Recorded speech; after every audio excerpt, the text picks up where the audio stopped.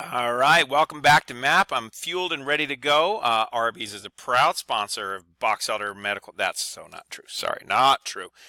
Anyway, so we're going to continue with our skeletal system. So now we're on, ooh, that says standard 5. Just one second, let me fix it. There we go, that's better. So we're on strand 5, standards 5, 6, and 7 in the skeletal system. There's only like 10 or 11, so you guys are almost done. So today we're doing bone markings, which are going to be a little difficult, and axial versus appendicular skeleton. So here's the list of things we got to memorize. So if we look at this, once again, these words look very daunting, but it's kind of hard to teach them just blunt like this, because as we go through the skeletal system, like when I go through the head, I'm going to talk about 4 of these. When I get to the shoulders, I'm going to talk about 3 of these. When I get down to the femur, I'm going to talk about trochanter. So we're going to use these words a lot over the next like 4 videos. I'm just going to introduce them now so you can start to get comfortable with them. Suture, fontanelle, and different types of skeleton. Once again, I'm weird. I never go in the right direction. So I'm going to start with 7 because I think that will make life easier. So remember how in our last video we talked about how they were like nesting dolls, how they kept getting smaller and smaller and smaller and smaller? Well, same thing here. Our skeleton is divided into 2 parts. Okay, it's divided into the axial skeleton and the appendicular. So let's start with axial first. So I actually in this class I'm going to focus mostly on axial. Those are the things you need to know. So you need to know the head so well. After we get the head done, we're going to go all the way down top to bottom and do all the vertebrae. We're going to need names, numbers, parts, pieces, everything, okay? And then we learn the ribs and such. So the axial skeleton, think of it as an axle of a car. It's running right down the center. Where appendicular, okay, appendicular, I want you to think of appendages. And in anatomy, appendages are your arms and your legs, okay? So you can see the arms are pink and the legs are pink. If you're colorblind, I'm sorry, okay? But this is your different types of your skeleton. Now, you know me. I tend to quiz you on what I think is the hardest part. And without doubt, those are the hardest parts. I'm going to try to pick one that's right on the edge. So can you guys get this down in your notes? Make sure you know this inside and out. Your axial skeleton is right down the center of your body. Your appendicular is your arms and your legs. And your appendicular is those that house them. Okay, so your shoulder. Now I know you guys are like, well, we have a shoulder bone? No, we don't. We have 2 bones that make up my shoulder. We have the clavicle and the scapula. Together, those are all appendicular. Okay, they are appendicular. So if I say, what's a clavicle? Appendicular. What's my scapula? Appendicular. Okay, ribs, sternum, vertebrae, skull, axial.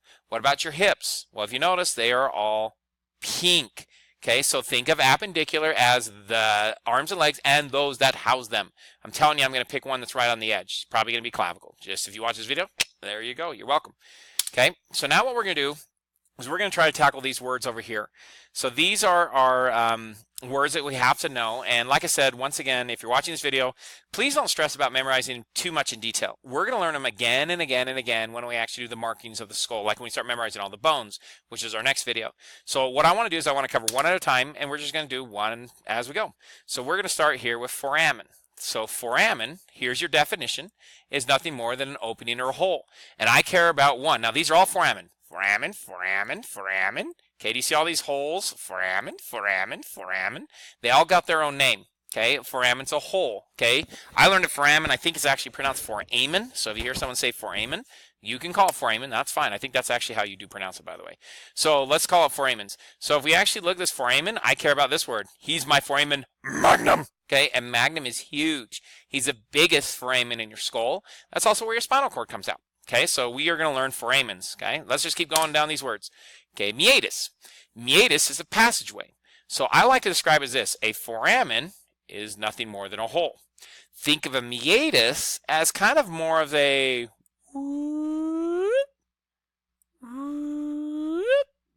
Let me do that. There we go. That's more of a meatus. A meatus is a passageway. And when we learn about hearing... Oh, who didn't turn off their phone? Not me. Sorry, my bad. Okay. When we talk about hearing, we're going to talk about how all sound waves come in this meatus. Okay, meatus is a passageway. The next thing we're going to talk about is a sinus. Now, I know some of you already know sinus because you have severe sinus infections. One thing you might not know is check out the size of that sinus. Okay, a sinus is a hollow part or a narrow passage in a skull. So think of your sinuses. The nice thing is it's named after the bone that usually houses it. So this is my frontal sinus, and this is my maxillary sinus. Your maxilla, which is your mustache bone, sinus. It is huge. So if you ever have those sinus headaches, right up here in your face, under your eyes, that's your sinus there. Now fossa. We don't really use this one too much in class. In Weber, you'll use it a lot, but in MAP, we don't talk about it that much. Fossa is a depression.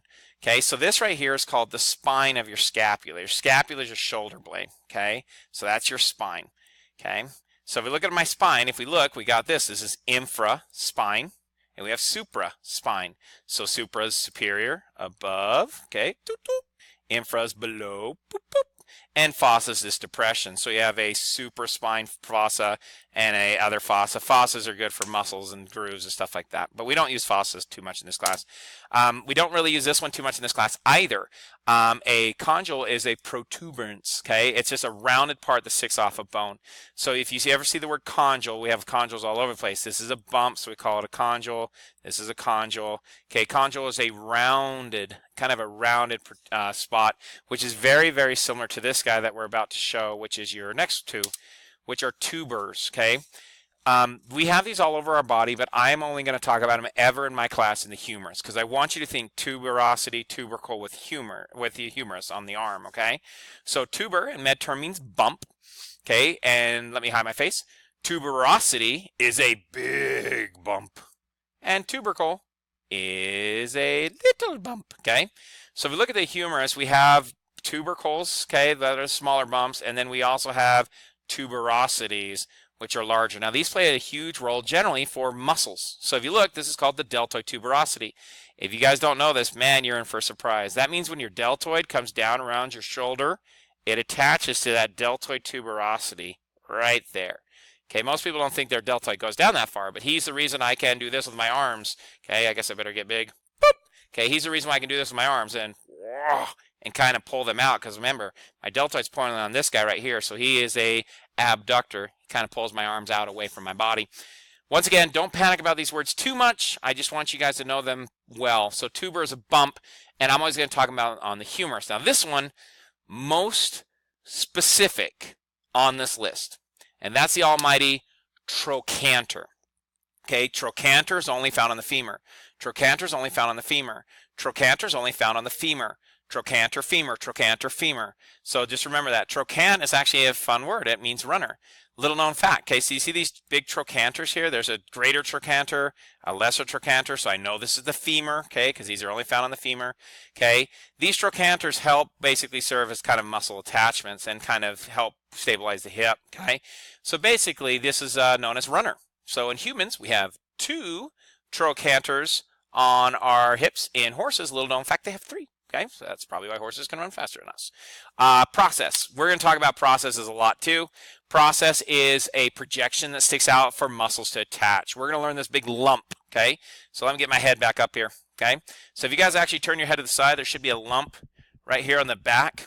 That's called your mastoid process. I don't know if this is going to work on the video, but I can sure try. Okay, you have a sweet muscle that goes from your mastoid all the way down to your sternum. It's called your sternocleidomastoid muscle. So it'd be helpful to know some of these guys, because then what will happen is when we learn it, you'll get a lot better at them. So this is called my mastoid process, but it gets a little confusing because the red bone is actually my temporal bone. So whenever I say process, all I'm talking about is a projection on that bone. We have lots of processes in our body. Okay, 2 more words and you are done with this unit. Okay, let's do these guys. Okay. I love my children very much. Love them, love them, love them, love them.